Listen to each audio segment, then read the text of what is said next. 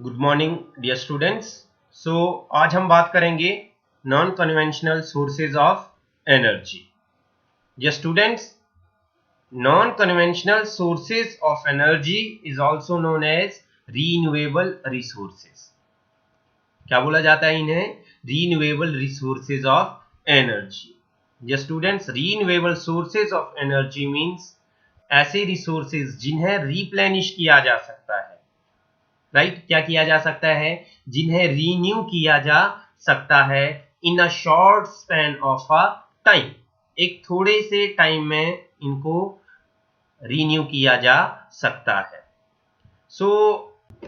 Wind energy, solar energy, tidal energy, geothermal energy and bio energy, they all are the example of non-conventional sources of energy.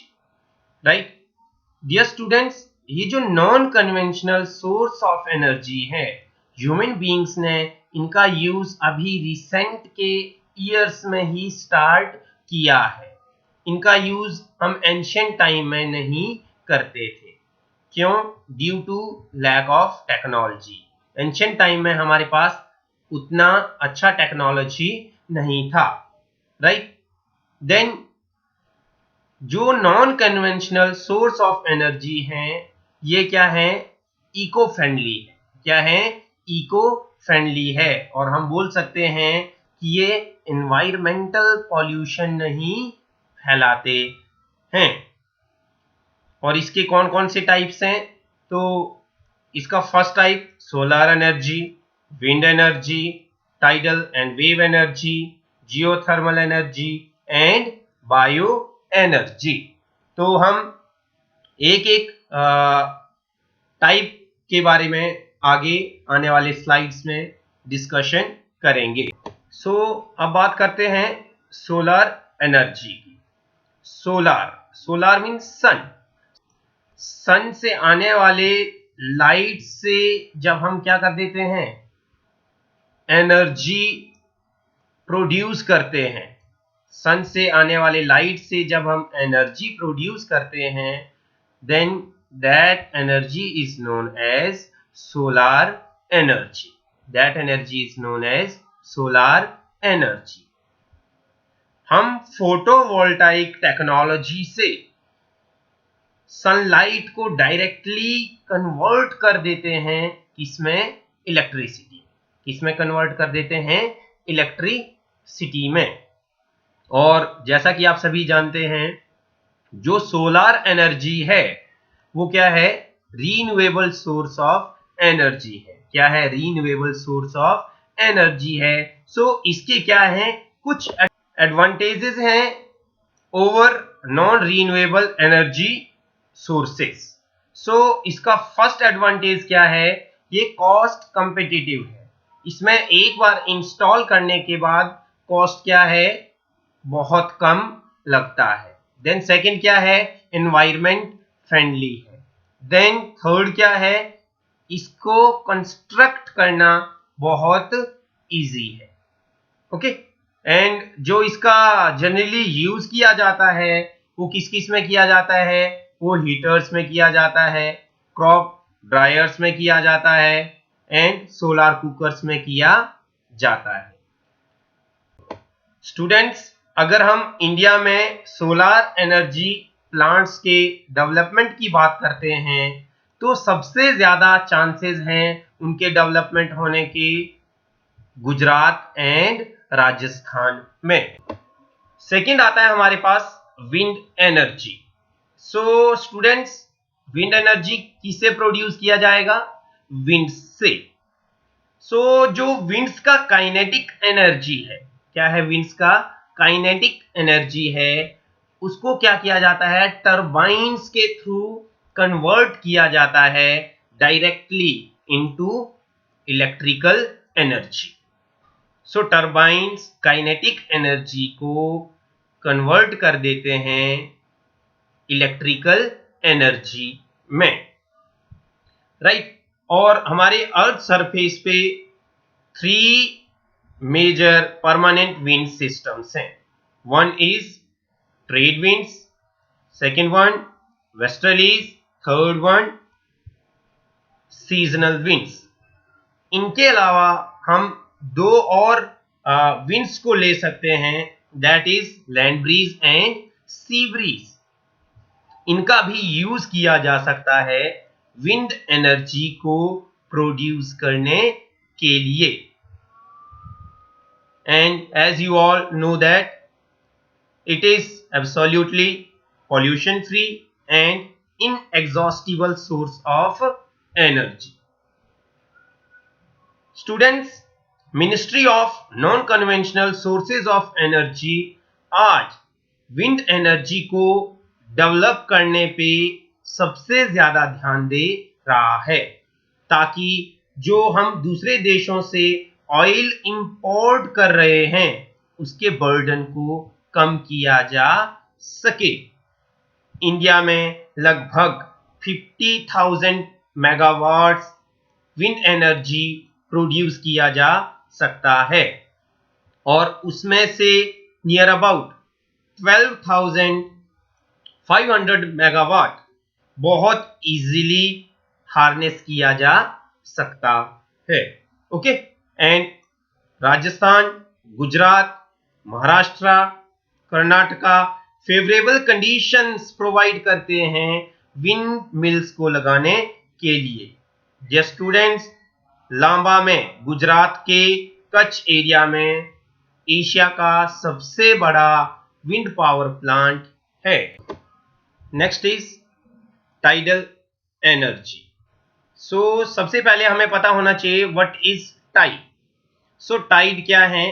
Periodic rise and fall in the water of the ocean.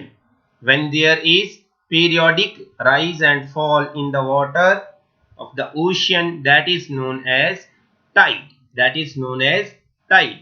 So dear students, जो oceans हैं वो क्या हैं? They are the source of infinite energy. They are the source of infinite energy, or we can say that they are the storehouse of infinite energy, right? अब ये जो tides हैं ये कैसे प्रोड्यूस होते हैं? तो इसके लिए तीन मेजर फोर्सेस रिस्पॉन्सिबल है. One is gravitational force of the moon, second is gravitational force of the sun, and third is rotation of the earth. इन तीनों फोर्सेस के कारण क्या आते हैं? हमारे अर्थ सरफेस पे टाइड्स आते हैं. और जब ये टाइड्स आते हैं तो काफी सारा जो पानी है वो मूव करता है, और जब वो मूव करता है तो उसका यूज हम किस में कर सकते हैं? टरबाइन्स को घुमाने के लिए. और टरबाइन्स घुमाने के बाद क्या हम जनरेट कर सकते हैं? Electricity, right?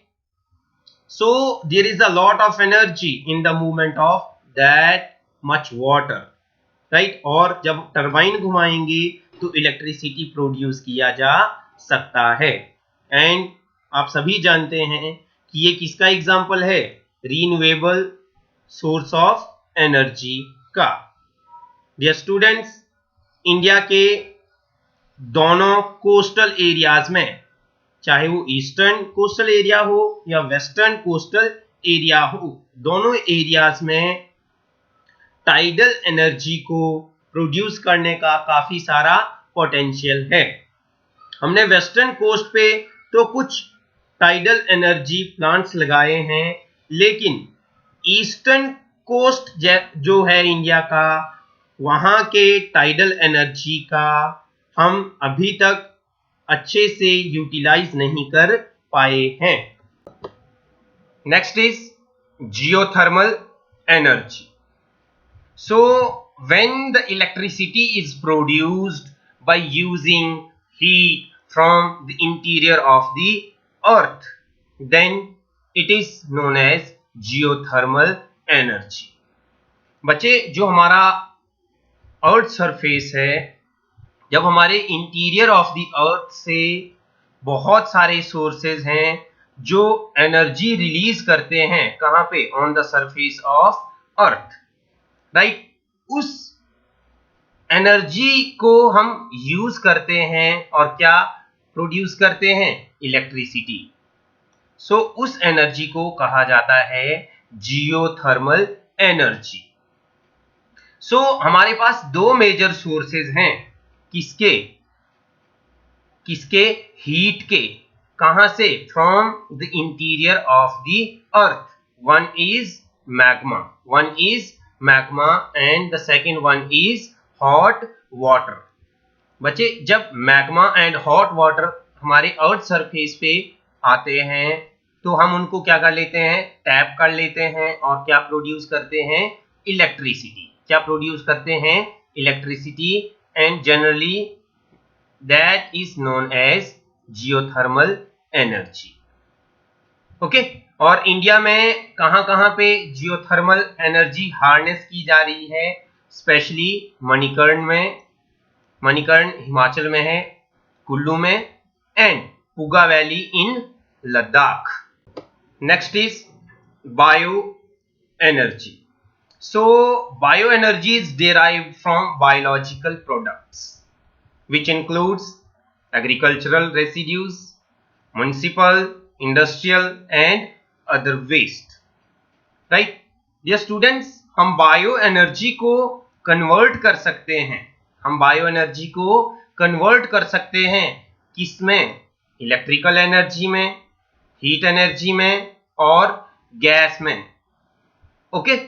एंड ये जो बायो एनर्जी है डियर स्टूडेंट्स, इसने डेवलपिंग कंट्रीज के रूरल एरियाज के लोगों के इकोनॉमिक लाइफ में क्या किया है, इंप्रूवमेंट किया है, उनके स्टैंडर्ड ऑफ लिविंग को इंप्रूव किया है।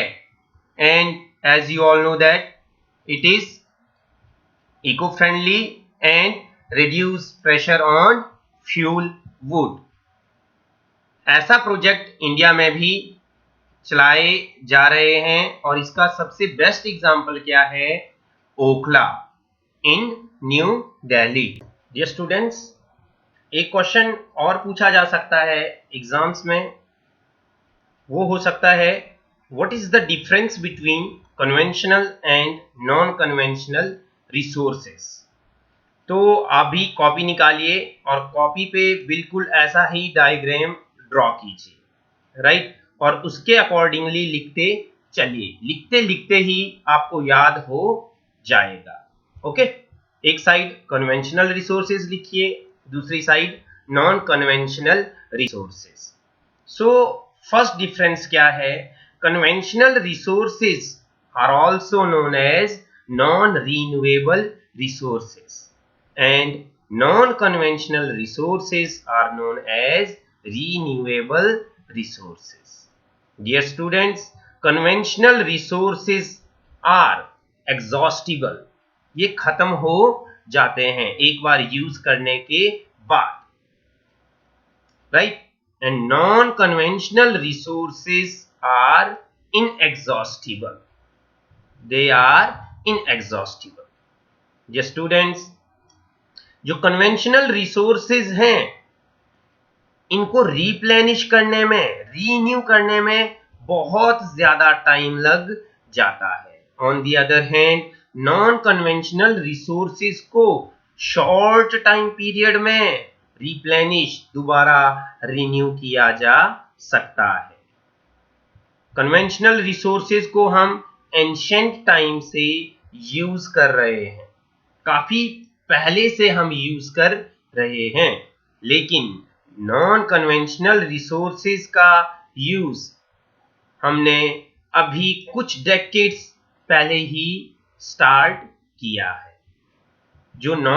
जो कन्वेंशनल रिसोर्सेज हैं वो क्या फैलाते हैं, पॉल्यूशन। क्या फैलाते हैं, pollution. On the other hand non conventional resources are eco friendly, they are eco friendly. Conventional resources क्या हैं, एक्सपेंसिव हैं, नॉन कन्वेंशनल रिसोर्सेज क्या हैं, लेस एक्सपेंसिव। क्या हैं, लेस एक्सपेंसिव। जब नॉन कन्वेंशनल रिसोर्सेज को एक बार इंस्टॉल कर दिया जाता है तो उसके बाद उसका जो कॉस्ट है वो क्या रहता है, बहुत लो रहता है। जो कन्वेंशनल रिसोर्सेज हैं they are mainly used for commercial and industrial purpose. On the other hand, non-conventional resources are used for what? Household purpose. For example, अगर हम non-conventional resources का example देते हैं तो आ जाता है हमारे पास coal and petroleum. Non-conventional resources का example क्या है? Solar energy, wind energy, tidal energy, geothermal energy, biogas, etc. Next is conservation of minerals. So सबसे पहले हमें पता होना चाहिए कि what is conservation. Conservation means rational and optimum use of minerals. Rational and optimum use of minerals is known as conservation of minerals. अब ये भाई क्यों जरूरी है rational and optimum use of minerals? ताकि आने वाली हमारी फ्यूचर जनरेशन को भी ये मिनरल्स मिल सके। ओके, सो ये कंजर्वेशन ऑफ मिनरल्स क्यों जरूरी है? Why it is necessary to conserve minerals? Dear students, so सबसे पहले कि ये जो मिनरल्स हैं इनको बढ़ने में क्या लगता है, बहुत ज्यादा टाइम। मिनरल्स को रिप्लेनिश होने में बहुत ज्यादा टाइम लग जाता है। ओके, और सेकंड, जो इनका कंजम्पशन रेट है, इनको बहुत जल्दी से कंज्यूम किया जा रहा है, और जो रिप्लेनिशमेंट रेट है वो क्या है, वेरी स्लो है, राइट।